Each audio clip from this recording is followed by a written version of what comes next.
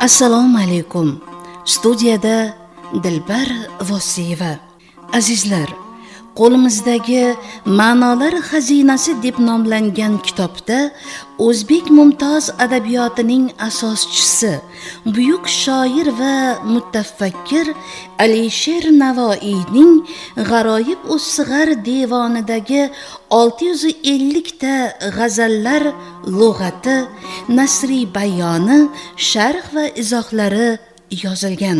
Sharhlar muallifi Navoiyshunos olim Olimjon Davlatov, mas'ul muharrir, filologiya fanlari doktori professor Muslihiddin Muhiddinov, ijodiy hamkorlarim Jamshid Yoqubov, Aziz Sobirov, Ravshan Yoqubov hamda Azamat Husanov. Marhamat, tinglang. G'aroyib us-Sig'ar, bolalik g'aroyibotlari. Rasuling Shafiit Kirdigora.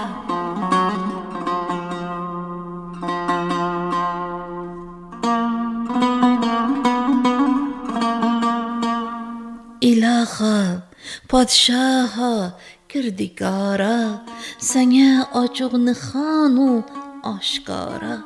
Sabur ismi bila qilsang tajalli, qilib Namrudga 100,000 mudora. Qachon kim zohir etsang tanzaul mulk, Sikandaring bo'lib mag'lub dora. Yo'ling muxlik toshi yoqut ahmar, eshiging tira gardi mushki sara.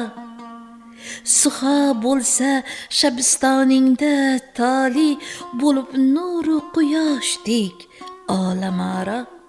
Navoiy, nafs zulmotiga qolmish, sen o'lmay Xizriroq chiqmoqni yora.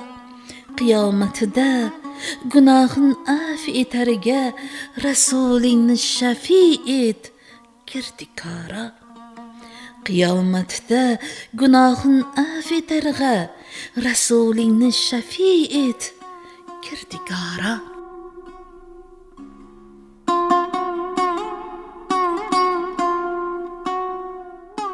Shayx Ahmad Taroziy Funun ul Balog'a asarida hamd mavzusidagi asarlarni o'z mohiyatiga ko'ra ikki tur, tavhid va munojatga ajratib, munojat mavzusidagi asarlarga shunday ta'rif beradi: agar Tengri hazratinda tazarru qilsalar, munojat o'qurlar.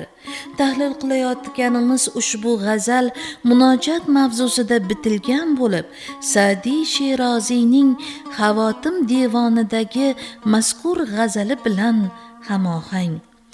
Ilohi, ey qodir Parvardigor, ey haqiqiy karam va boylik egasi, kechiruvchi zot, ey podshohlar shohi, kamtarin gadoyingga rahm qilsang qanday go'zal ish bo'lardi. O'zbek adabiyotida Navoiygacha davrda hamd va nat lirikaning yetakchi mavzularidan hisoblanmasdi.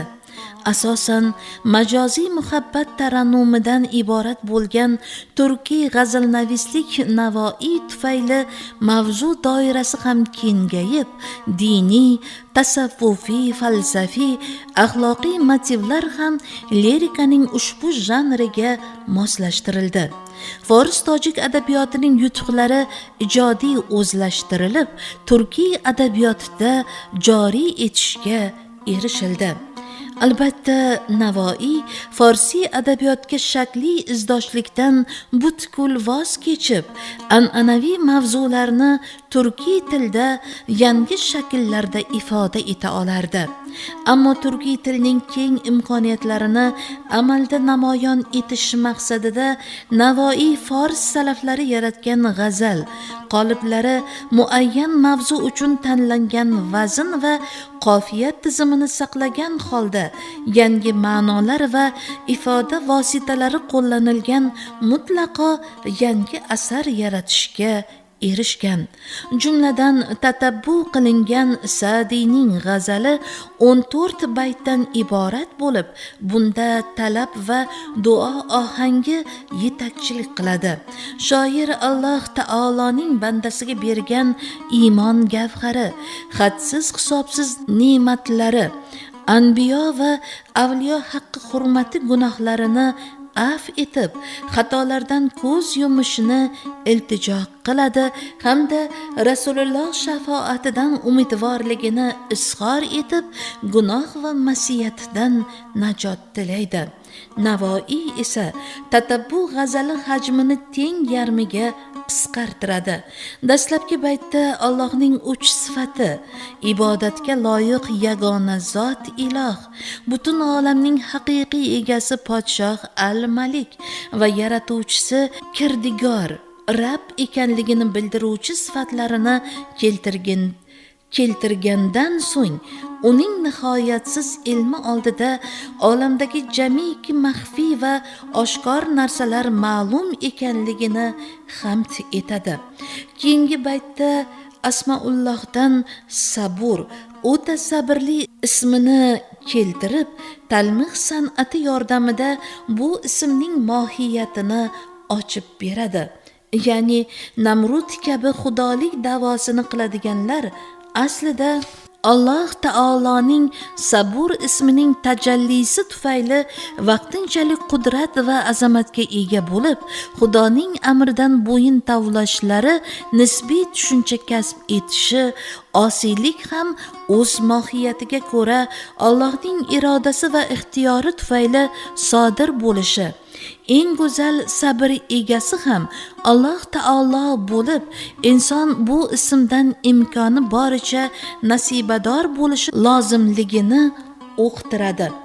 3-baytda esa talmih iqtibos san'ati bilan qarshi holatda qo'llanilgan Tanzaul Mulk iborasi Oli Imron surasining 26-oyatidan olingan bo'lib, mazkur oyatning to'liq tarjimasi quyidagicha: Ayting, ey mulk podshohlik egasi Alloh, sen xohlagan kishingga hukmdorlik ato etursan va xohlagan kishingdan hukmdorlikni tortib olursan. Xohlagan kishingni aziz qilursan va xohlagan kishingni xor etursan.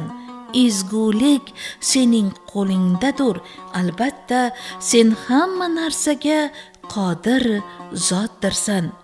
2-misrada Iskandar va Doro o'rtasidagi jang hamda Iskandarning oz qo'shin bilan Doro ustidan g'alaba qozonishi haqida ishora bor.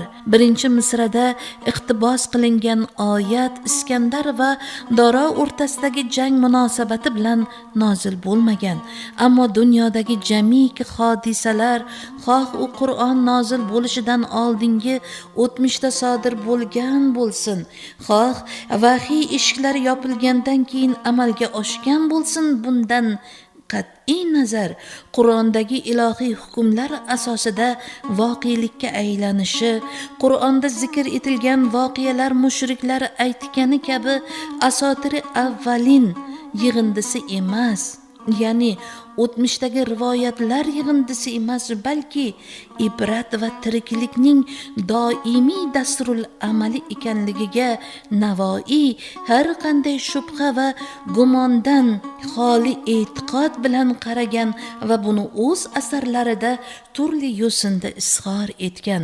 4-baytda ihon san'atining go'zal namunasiga duch kelamiz. Yo'ling muhlik toshi yoqutu ahmar, eshiging tira gardi mushki sara. Bu baytni 2 xil talqin qilish mumkin. Yo'lingda uchraydigan halokat toshlari qizil yoqut kabi bebaho, eshigingdagi g'uborlar saramush kabi iforli va qimmatli. Ikkinchisi, sening yo'lingda qizil yoqut halokatga eltuvchi yo'l. Mushki saro eshigingning g'uboridan da beqadr, ya'ni dunyo va uning ziynatlari sening yo'lingdagi chalg'ituvchi narsalardir. Keyingi baytda ilohning mo'jizakor qudrati oldida hali insoniyatning qo'li yetib bormagan osmon va falaklar ham ojiz ekanligi hamd etilgan. Navoiyning talqiniga ko'ra, Parvardigori irodasi Hulkar turkumidagi eng xira yulduz Suxoniy ham quyoshdek olam aro qilishi mumkin bo'lgani kabi, odamlarning eng tubani ham ilohiy inoyat sharofatidan eng yaxshi inson bo'lishi mumkin. Shu sababli o'z nuqsini isbot aylagan orif shoir taxallus baytida rahnamolikni Xudoning o'zidan yolvorib iltijo qiladi. Navoiy, nafs zulmatga qolmish, sen o'lmay xizriroq chiqmoqni yora.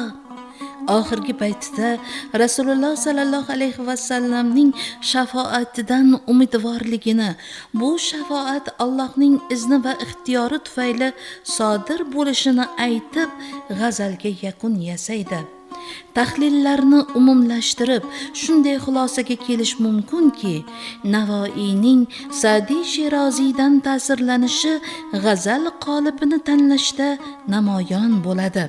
Ammo Qur'on oyatlari matni va mazmuni hamda badiiy san'atlar imkoniyatlaridan foydalanish, oyatlar mazmunidan xulosa chiqarish hamda bu xulosalarni yangi poetik vositalar orqali ifodalashda Navoiy o'z tafakkur dahosi va iste'dodi kuchiga tayangan. Sa'diy g'azalida asosan ishora san'ati imkoniyatlaridan foydalanilgan bo'lsa, Navoiy o'z g'azalida Qur'on oyatlari matni va mazmunidan foydalanish uchun turli badiiy san'atlar, ishora, talmih, iqom, iqtibos san'atlaridan mahorat bilan foydalangan. Bu esa Navoiy g'azalining diltortarligi hamda so'zning san'at darajasiga ko'tarilishiga muhim omil bo'lib xizmat qilgan.